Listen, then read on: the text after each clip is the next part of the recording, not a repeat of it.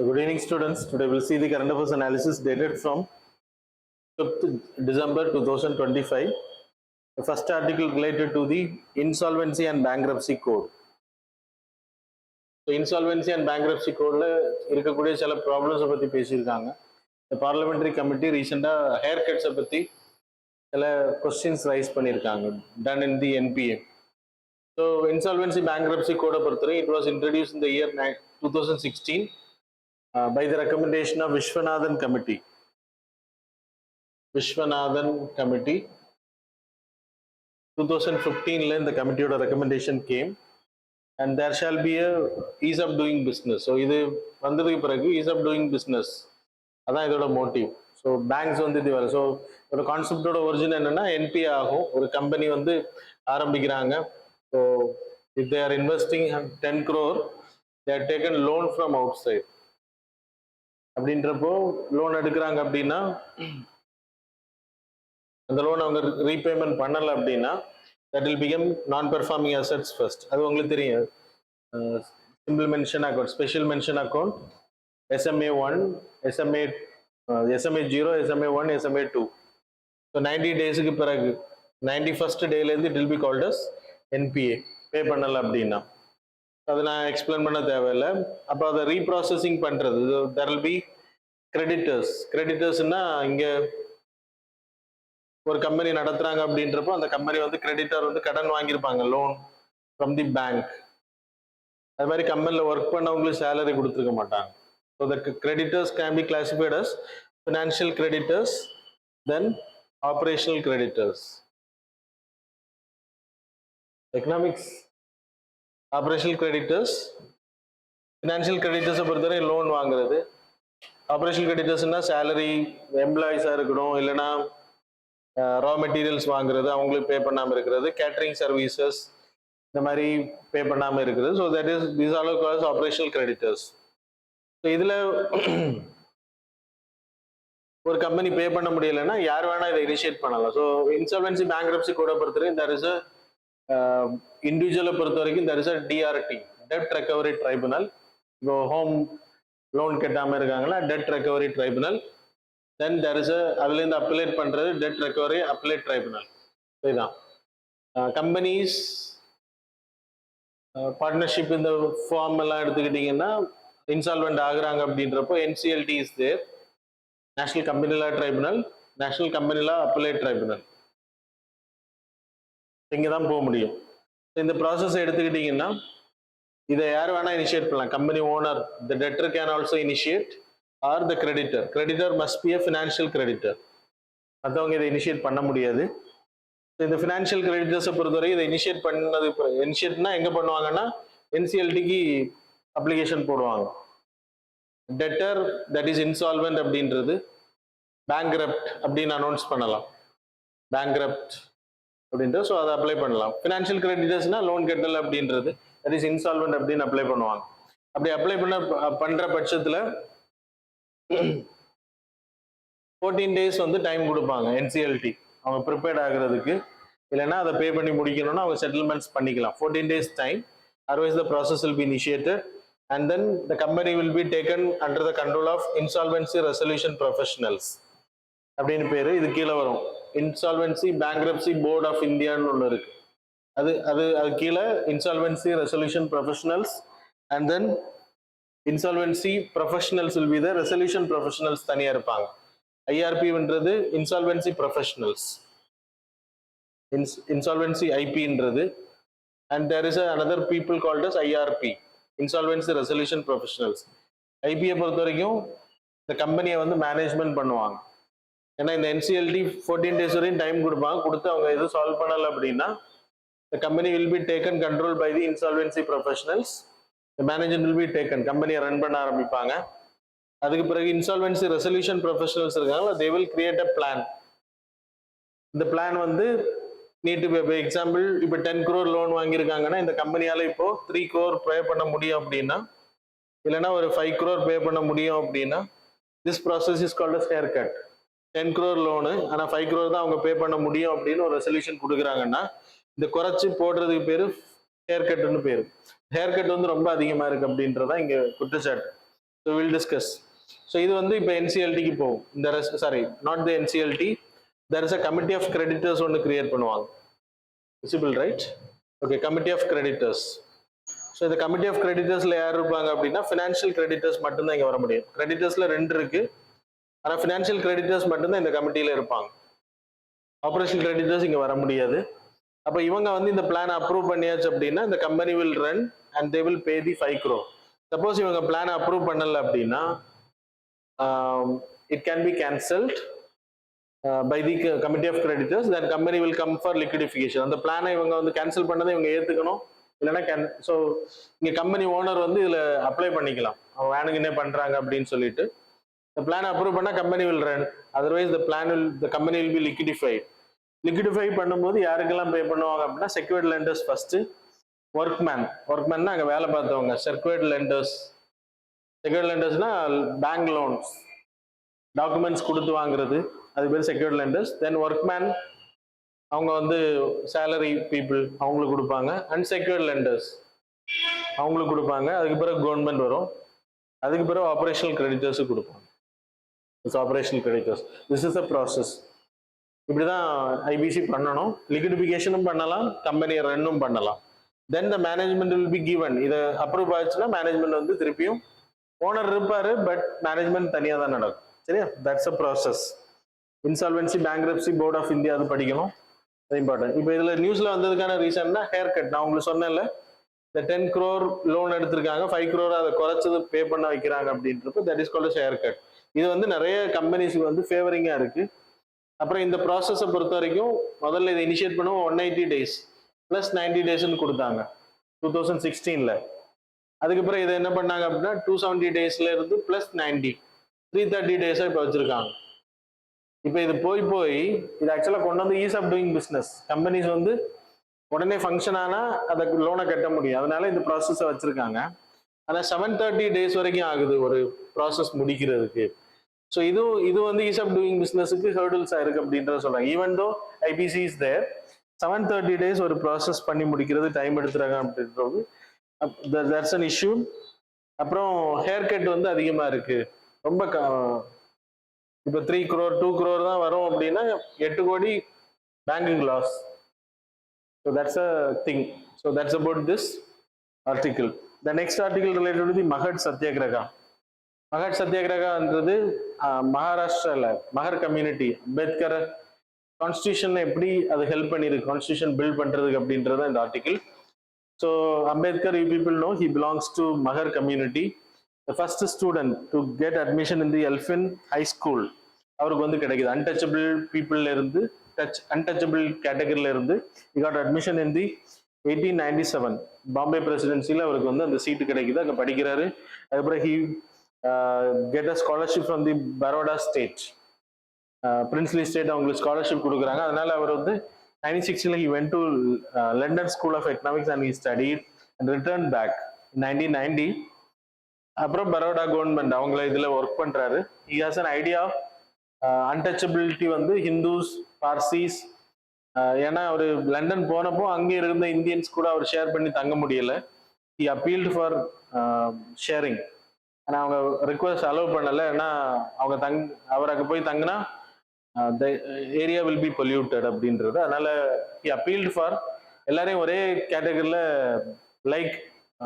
Treat பண்ணோம், லைக்காக treat பண்ணோம், like இருக்கக்கூடாது அப்படின்றது. அண்ட் தென் அவரோட ரெக்கமெண்டேஷன்ல தான் அந்த 1935 ஆக்ட்ல செப்பரேட் எலக்ட்ரேட் வந்து முன்மொழியப்படுது. So Poona pact, you people know that. அது மாதிரி 1920ல he introduced newspaper that is called as Mooknayak அப்படின்ற, அதில் அதை பற்றி எழுதுறாரு. 1924ல ஹி இன்ட்ரடியூஸ் அ நியூ பத்திரிகை தட் இஸ் பக்ஷித் இஃப்தார் அப்படின்ற ஒரு பத்திரிகையும் அவரால் பப்ளிஷ் பண்ணப்படுது. பொலிட்டிக்கல் எடுத்துக்கிட்டிங்கன்னா மகர் கம்யூனிட்டி மகர் சத்தியாகிரகால ஃபர்ஸ்ட் டைம் இவர் பார்ட்டிசிபேட் பண்ண 1923ல அன்டச்சபிள் கிளாஸ் வந்து அந்த பாம்பே பிரசிடென்சியில் untouchable people can go and take public drinking water வந்து அவங்க யூஸ் பண்ணலாம் அப்படின்னு ஒரு ஆர்டர் கொடுத்தாங்க 1923ல. அதில் இவர் வந்து பங்கேற்றாரு. அதில் ஹி மார்ச் டுவர்ட்ஸ் அன்யாஸ் ஆஃப் அம்பேத்கர். அதில் அன்யாஸ் அப்படின்ற பிளேஸில் போயிட்டு அங்கே போய் தண்ணியை வந்து விலை கொடுத்து வாங்கி குடிக்கிறார். அது வந்து இவங்களுக்கு கொடுக்க மாட்டாங்க. ஸோ 40 ருபீஸ் பே பண்ணி வாங்கி குடிக்கிறார். அது மாதிரி சௌதார் டேங்க் அதை பிரேக் பண்ணி அங்கே இருக்கக்கூடிய தண்ணியும் இவர் குடிக்கிறாரு. இதன் மூலமா இதுல சத்தியம். அது மாதிரி 25 டிசம்பர் 1927 மனுஸ்மிருதியை வந்து எரிக்கிறாரு. எரிச்சு அவர் வந்து first time he did Manusmriti. ஏன்னா தீண்டாமையை பத்தி பேசுது அப்படின்றது ஹி டிட் இட். ஸோ அதை நினைவுகிறார். அது எப்படி நமக்கு கான்ஸ்டியூஷனுக்கு ஹெல்ப் பண்ணுச்சு அப்படின்றத இங்க சொல்றாங்க. Liberty, equality, fraternity. French revolution Mahad 1ன்றாங்க, மகத் 2 என்று பிரெஞ்சு ரெவல்யூஷனை ஃபாலோ பண்ணி நம்ம பண்ணது. ஆனா இந்தியாவை பொறுத்த வரைக்கும் உமன்ஸுக்கு ரைட்ஸ் கிடைக்குது இதுல ஈக்குவாலிட்டியில. ஆனா பிரெஞ்சு ரெவல்யூஷன் விட்டு கம்பேர் பண்ணக்கூடாது அப்படின்ற இந்த ஆர்டிகிள் சொல்லுது. ஏன் அப்படி சொல்றாங்க அப்படின்னா, பிரெஞ்சு ரெவல்யூஷன்ல லிபர்ட்டி, ஈக்குவாலிட்டி அண்ட் ஃபெட்டர்னிட்டி வந்து பெண்களுக்கு கொடுக்கப்படலை. பிரெஞ்சு ரெவல்யூஷன் முடிகிற வரைக்கும் பெண்கள் அதில் பார்ட்டிசிபேட் பண்ணாங்க. அதுக்கு பிறகு அந்த மன்னர் ஆட்சியெல்லாம் ரிமூவ் பண்ண பிறகு கொடுக்கப்படலை அப்படின்றது. ஆனால் இந்தியாவை பொறுத்த வரைக்கும் we gave in the first instance universal adult suffrage மூலமா. அதான் அம்பேத்கரோட சாதனைகளா சொல்லப்படுது. அது ரெண்டையும் கம்பேர் பண்றாங்க. ஆனால் பிரெஞ்சு ரெவல்யூஷனை கம்பேர் பண்ணக்கூடாதுன்றது தான் ஆத்தரோட எக்ஸ்பிளனேஷனா இருக்கு. Article 14 from the liberty, article 15 அது மகத் சத்தியாகிரகா. இதோட கான்ஸ்டியூஷன்ல இந்த 14 வர்றதுக்கு 15 வர்றது 16 17 வர்றது ஹெல்ப் பண்ணிருக்கு அப்படின்றது. ஸோ மகத் சத்தியாகிரகா எப்படி கான்ஸ்டியூஷன் ஃப்ரேம் ஒர்க்கு ஹெல்ப் பண்ணுச்சு அப்படின்றது அந்த ஆர்டிகிளோட எக்ஸ்பிளனேஷன். அது பார்த்துக்கோங்க. So 19 right to free movement, 21 right to dignified life. So that's all. The next article relate to the railways of India. அதில் வந்து ஹை டென்சிட்டி நெட்வொர்க் நம்ம வந்து அது பிளான் பண்ணணும். ஹை டென்சிட்டி நெட்வொர்க்னா நம்ம railway travel, passenger and freight corridors வந்து அளவுக்கு மிஞ்சி நம்ம யூட்டிலைஸ் பண்றது. அப்படின்னா அதிகமாக நம்ம பயன்படுத்துறோம் அப்படின்னு. சரியா? நம்ம இந்தியாவை எடுத்துக்கிட்டீங்கன்னா we are the 4th largest railway network. US, China and ரஷ்யாவுக்கு பிறகு நம்ம தான் ஃபாஸ்ட். டோட்டல் லென்த் எடுத்தீங்கன்னா 68,584 கிலோமீட்டர். 93% நம்ம எலக்ட்ரிஃபிகேஷன் பண்ணிட்டோம். 7 billion passengers last year travel பண்ணியிருக்காங்க. ஸோ இதெல்லாம் நம்மளோட சாதனைகளாக சொல்லப்பட்டாலும் கன்ஜஸ்டடா இருக்கு. ஹெச்டிஎனுக்காக நம்ம பிளான் பண்ணணும். இந்தியாவை பொறுத்த வரைக்கும் ரயில்வே நெட்வொர்க் வந்தது 1853 பேசஞ்சர். அதுக்கு முன்னாடி ஃப்ரைட் காரிடார்ஸ் இருக்கு நமக்கு கமர்ஷியல் பர்பஸுக்கு. Chintadripet commercial, red hill route வச்சிருந்தாங்க மெட்ராஸ் பிரசிடென்சியில். பாம்பேல வந்து பேசஞ்சர்ல ஃபர்ஸ்ட் டல்ஹவுசி, அது நமக்கு எல்லாருக்குமே தெரியும். அண்ட் தென் 1869 பிரைவேட் இன்வெஸ்ட்மெண்ட்டோட நம்ம ரயில்வே ரூட்ஸை வந்து பிரிட்டிஷர்ஸ் இந்தியாவில் இன்வெஸ்ட் பண்ணாங்க. கிட்டத்தட்ட 70 மில்லியன் அந்த டைமே பவுண்ட்ஸ் வந்து இன்வெஸ்ட் பண்ணியிருக்காங்க, யூரோ சாரி. அது மாதிரி 1880 பப்ளிக் பிரைவேட் பார்ட்னர்ஷிப் மூலமா இந்தியாவில் இனிஷியேட் 1947 வரும்போது 78% ஏரியாஸை வந்து ரயில்வே நெட்வொர்க்ல கனெக்ட் பண்ணியிருக்காங்க. ஸோ மீதியாக தான் நம்ம கனெக்ட் பண்ணிட்டு இருக்கோம். அதுவும் ப்ராப்பராக பண்ணலை அப்படின்றதான் இங்கே. இந்த ஹெச்டிஎன் நெட்வொர்க் நான் ஏற்கனவே சொன்ன ஹை டென்சிட்டி நெட்வொர்க் எடுத்துன்னா சென்னை, மும்பை, சென்னை, பெங்களூர், சென்னை, டெல்லி, இதெல்லாமே ஹை டென்சிட்டி நெட்வொர்க் இருக்கு. அதிகமாக நம்ம யூஸ் பண்ணிட்டு இருக்கோம். அதில் எடுத்துக்கிட்டா 32% ஹை டென்சிட்டி நெட்வொர்க் வந்து 100லேருந்து 120% நம்ம வந்து பயன்படுத்திட்டு இருக்கோம். அப்படின்னா 100% மேலே. 43% ஹை டென்சிட்டி நெட்வொர்க் ஏரியாஸை வந்து 120% மேலே நம்ம பயன்படுத்திட்டு இருக்கோம். அப்படின்னா எவ்வளோ டிராஃபிக் இருக்கும், எவ்வளோ பேசஞ்சர்ஸ் டிலே ஆவாங்க அந்த டென்சிட்டி அதிகமாகறதுனால. ஸோ டெடிகேட்டட் ஃப்ளைட் இதை கண்ட்ரோல் பண்ணுறதுல நம்ம டெடிகேட்டட் ஃப்ளைட் காரிடார் கிரியேட் பண்ணுறோம். மிஷன் ரஃப்தார் மூலமா automatic electronic signals, interlocking system, Amrit Bharat station மூலமா ஸ்டேஷன்ஸை டெவலப் பண்ணுறோம். இப்போ டபுள் லைன்ஸ் எல்லாம் போடுறாங்க, கன்னியாகுமரி வரைக்கும் போட்டு முடிச்சுட்டாங்க. ஆட்டோமேட்டிக் பிளாக்கிங் சிக்னல், இது எல்லாமே பண்ணியிருக்கோம். Even though we having problem அப்படின்றத இந்த ஆர்டிகிள். ஸோ இப்போ நியூஸ்ல வந்ததுக்கான reason there is a 3rd and 4th line 32 kilometre வந்து பண்ணியிருக்காங்க. இந்த ஹை டென்சிட்டி நெட்வொர்க்ஸை வந்து 4th லைன் போடுறதுக்கு. இப்போ நம்ம 2nd லைன் தான் நான் இப்போ சொன்னேன் உங்களுக்கு. 3rd and 4th லைன் ஆரம்பிச்சிட்டாங்க. That's it came in news. So high density network படிச்சுக்கோங்க, மற்றபடி நியூஸஸ் எல்லாம் இம்பார்ட்டன்ட் கிடையாது. ஹிஸ்ட்ரியும் படிச்சுக்கோங்க. த நெக்ஸ்ட் ரஷ்யா பிரசிடென்ட் இந்தியாவுக்கு வந்திருக்காரு, அது இம்பார்ட்டன்ட் நியூஸ். ஸோ அவர் இந்தியாவுக்கு வந்ததுக்கு நோக்கம் அவங்க என்னென்ன சைன் பண்ண போறாங்க, S-500 சைன் பண்ண போறாங்களா அப்படின்றது we need to know after the 2 days visit தான் தெரியும். இப்போ இந்தியாவுக்கு ரஷ்யாவுக்குமான ரிலேஷன்ஷிப் எடுத்தா it's old relation. 1971 their time tested friendship. அப்படின்னா எப்பவுமே நம்ம ரஷ்யாவும் இந்தியாவுக்கும் பிரச்சனைகள் வந்தது கிடையாது. ஈவன் யூஎஸ் கூட நமக்கு பிரச்சனைகள் இருந்திருக்கு, சாங்ஷன்ஸ் போட்டிருக்காங்க, இப்போ சாங்ஷன்ஸ் போட்டாங்க. அது எப்பவுமே பிரச்சனை, நிறைய டைம்ல நல்லா இருந்திருக்கு, நிறைய டைம்ல. ஆனா ரஷ்யா கூட இருக்கக்கூடிய ரிலேஷன்ஷிப் வந்து டைம் டெஸ்ட்னா கஷ்டமான நிலைமையில நம்மளை வந்து கைவிட மாட்டாங்க அப்படின்றது. அதுக்கான ரீசன் 1971ல we had a Bangladesh liberation வார்ல நம்ம ஹெல்ப் பண்ணாங்க. 8 ஆகஸ்ட் 1971ல we sign Soviet treaty, Soviet union கூட நம்ம treaty of peace and friendship treaty போட்டோம். அதில் நேம்ல இருக்கும், ரஷ்யா கூட நான் ரொம்ப அலைண்டா இருந்தோம். ஈவன் தோ 2000ல வி சைன்ட் ஸ்ட்ராட்டஜிக் பார்ட்னர்ஷிப், 2010ல ஸ்பெஷல் ப்ரிவிலேஜ் ஸ்ட்ராட்டஜிக் பார்ட்னர்ஷிப். அதுக்கு பிறகு 2000க்கு பிறகு every year we are conducting annual summits. அதன் அடிப்படையில் தான் போன வருஷம் நம்ம பிரைம் மினிஸ்டர் அங்கே போனார், இந்த வருஷம் அவர் இங்கே வந்திருக்காரு. சரியா? மேஜர் எடுத்துக்கிட்டீங்கன்னா டிஃபென்ஸ் நம்ம 60% ரஷ்யா கிட்ட இருந்து வாங்கிட்டு இருக்கோம். S-400 பிரம்மோஸ் நம்ம ஜாயிண்ட் வெஞ்சர் நம்ம ரீசெண்டாக பார்த்தோம். சப்ளை ஆஃப் Su-330 மெக்காய், அப்புறம் MiG-29 டமாக் ஹெலிகாப்டர், இதெல்லாம் அங்கேருந்து வாங்கிட்டு இருக்கோம். அது மாதிரி கூடங்குளம் இன்வெஸ்ட்மெண்ட்ஸ் அவங்க பண்ணிட்டு இருக்காங்க. டயஸ்போரா எடுத்துன்னா 60,000 மக்கள் மேல நம்ம இன்ஜினியரிங் ஸ்டூடெண்ட்ஸ், மெடிக்கல் ஸ்டூடெண்ட்ஸ் அங்கே படிச்சுட்டு இருக்காங்க. Classical language Sanskrit and Pali was taught in Russian universities. அது மாதிரி அட்டல் இனோவேஷன் மிஷன், அப்புறம் சைரஸ் சென்டர் சேர்ந்து நம்ம எப்படி அட்டல் திங்கரிங் லேப் கிரியேட் பண்ணியிருக்கோமோ அங்கே அது மாதிரி ஸ்கூல்ஸில் பண்ணுறாங்க. ஜவஹர்லால் நேரு கல்ச்சரல் சென்டர் ஒன்று கிரியேட் பண்ணியிருக்காங்க மாஸ்கோ யூனிவர்சிட்டியில். இதெல்லாமே நமக்கு ரஷ்யாவுக்கு இருக்கக்கூடிய உறவுகளில் இப்போ இருக்கக்கூடியது. எமர்கான் அப்படின்ற ஒரு லாஸ்ட் இயர் லான்ச் பண்ணாங்க மோடியோட விசிட் அப்போ. இது என்னன்னா ஜாயிண்ட் டிசாஸ்டர் மேனேஜ்மெண்ட். நமக்கு ஒரு பிரச்சனை வரும்போது அதுக்குன்னு ஒரு ஸ்பெஷல் ஃபோர்ஸ் அவங்க ட்ரெயின் பண்றாங்க, நம்ம இந்தியாவும் ரஷ்யாவும் சேர்ந்து. அது மாதிரி trade, economic and science and technology தான் ரொம்ப இம்பார்ட்டன்ட். யூரோப்பியன் கண்ட்ரீஸுக்கும் வெஸ்டர்ன் கண்ட்ரீஸுக்கும் ஐப்ரோஸை ரைஸ் பண்ணக்கூடிய part. Defence agreement is not a part. So economic dies எடுத்துன்னா we having a India Russia intergovernmental tech அப்படின்னு ஒரு குரூப்பிங் வச்சிருக்கோம். That is external affairs minister from our side and deputy PM of Russia வந்து இதில் meet பண்ணுவாங்க. எக்கனாமிக் dies எடுத்துன்னா 100 billion target வச்சிருக்கோம் 2030. இப்போ நம்ம ரீச் பண்ண 68.7 பில்லியன். இதில் நமக்கு இம்போர்ட் எடுத்தீங்கன்னா 61 பில்லியன், எக்ஸ்போர்ட் எடுத்தால் 7 billion. We are having high deficit because we are importing huge crude oil. அதை இப்போ 38% குறைச்சிருக்கோம். இப்போ அதுவும் இன்னைக்கு நியூஸ்ல இருக்கு. ரஷ்யாவை எடுத்துக்கிட்டோம்னா 37% நம்மளோட க்ரூட் ஆயில் நீட் வந்து அங்கிருந்து தான் வாங்குறோம். ஈராக் வந்து செகண்ட் பிளேஸ்ல 20.6, சவுதி அரேபியா 13%, UAE 8.4, US 7.17. வேர்ல்டிவாஸ்டக் சென்னை ட்ரேட் ரூட்டும் நம்ம கனெக்ட் பண்றோம் ஈஸ்டர்ன் காரிடார் ஏரியால. அது மாதிரி east economic forum, east Eurasia economic forum கூட ஃப்ரீ ட்ரேட் அக்ரிமெண்ட் பண்றதுக்கான ஈஸ்ட் ரஷ்யாவோட டெவலப்மெண்டல் ஆக்டிவிட்டிஸுக்கு அவங்க இன்வெஸ்ட்மெண்ட்டை வலுப்படுத்துறதுக்கு நிறைய ஆக்டிவிட்டிஸ் பண்ண. அதில் தான் வேர்ல்டிவாஸ்டக் சென்னை அந்த சி ரூட்டை நம்ம கனெக்ட் பண்றோம். பிளஸ் இதுல ஃப்ரீ ட்ரேட் அக்ரிமெண்ட் வந்து ரஷ்யா கூட இல்லை, east economic forum, that is ரஷ்யாவோட ஃபார் ஈஸ்ட் டெவலப்மெண்ட்டுக்கு அவங்க பண்ணியிருக்கோம். இந்த ஃபோரத்தை கூட சைன் பண்றதுக்கான பேச்சுவார்த்தை நடந்துட்டு இருக்கு. அது மாதிரி இப்போ ரீசெண்டா ட்ரம்போட சாங்ஷன்ஸ்னால we reduce our oil import by 38% இன்னைக்குள்ள நிலவரப்படி. நம்ம ட்ரேட் டெபிசிட்ல இருக்கும். நான் சொன்னேன் $7 பில்லியன் நம்ம ட்ரேட் டெபிசிட்ல இருக்கும்.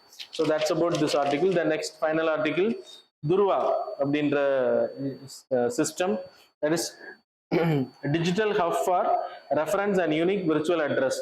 டிஜி பின் ஆல்ரெடி சொன்னேன். நம்ம வீடுகளுக்கு, நம்ம ஏரியாஸுக்கு, இப்போ ஒரு ஏரியாவுக்கு ஒரு பின் நம்பர் இருக்கும்ல, அது மாதிரி ஒரு கிரிட்டை கனெக்ட் பண்ணி அந்த ஏரியாஸை ஒரு குறிப்பிட்ட ஏரியா மீட்டர்ஸுக்கு வந்து ஒரு டிஜி பின் வந்து கிரியேட் பண்றாங்க. யூனிக் 10 டிஜிட் நம்பர், அதில் ஆல்ஃபா நியூமரிக் நம்பரா கொடுத்துருவாங்க. அதுல நம்ம ஸ்பெசிஃபிக்கா நம்ம வீட்டுக்குன்னு ஒரு கஸ்டமைஸ் நம்பர் ஒன்று வாங்கிக்கலாம். அதுவும் அந்த துரு அப்படின்னு சொல்லப்படுது. ஜியோ கோடட் டிஜிட்டல் அட்ரஸ் அப்படின்னு பேர். இதை நம்ம உருவாக்கணும் அப்படின்னா நம்ம எத்தனை பாப்புலேஷன் இருக்காங்க, என்னென்ன மாதிரியான ரோட் ஃபெசிலிட்டிஸ் இருக்கு, எல்லாமே தெரிஞ்சுக்க முடியும். அது மூலமா கவர்மெண்ட்டுக்கும் இதை வந்து அட்ரஸ் அஸ் அ சர்வீஸா இதை வந்து ப்ரொவைட் பண்ண, சாஃப்ட்வேர் அஸ் அ சர்வீஸ் மாதிரி அட்ரஸ் அஸ் அ சர்வீஸா இதை கவர்மெண்ட்ஸ் வந்து பயன்படுத்திக்கலாம். Private people can utilise it. So that's about this article. So that's all about the current affairs. Thanks a lot for joining with us.